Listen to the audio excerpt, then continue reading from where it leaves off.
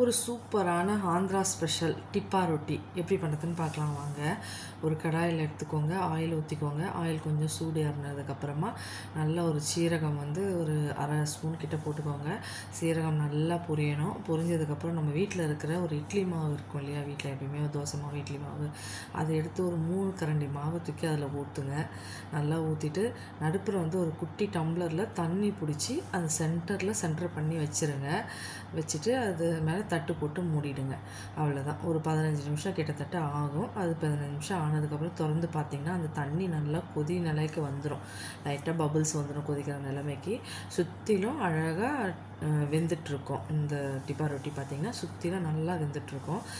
அதுக்கப்புறமா நம்ம stove off பண்ணிவிட்டு அந்த தண்ணி டம்ளரை எடுத்துகிட்டு பார்த்திங்கன்னா இந்த மாதிரி இருக்கும் டிப்பா ரொட்டி. செம்மையாக முறுன்னு டேஸ்ட்டாக அந்த சீரகம் ஃப்ளேவரோடு செம்மையாக இருந்தது. இதுக்கு தொட்டுக்கிறதுக்கு நான் என்ன பண்ணேன்னு பார்த்தீங்கன்னா ஜீரா இந்த ஜீரா ஸ்மெல்லோடு செம்ம டேஸ்ட்டாக இருந்தது. இதுக்கு தொட்டுக்கிறதுக்கு நான் சிந்தப்பண்டு சட்னி தான் பண்ணேன். சிந்தப்பண்டுனா புளி சட்னி தான் பண்ணேன். செம்ம டேஸ்ட்டாக இருந்தது சாப்பிட்றதுக்கு. ஒரு டிப்பா ரொட்டி ஒரு ஆளுக்கு போதும். அவ்வளோ நல்லா இருந்தது. கிறிஸ்பியாக சாப்பிட்றதுக்கு சாஃப்டாக பன் மாதிரி. ட்ரை பண்ணி பாருங்கள். உங்களுக்கு பிடிச்சிருந்தா லைக் பண்ணுங்கள், ஷேர் பண்ணுங்கள்.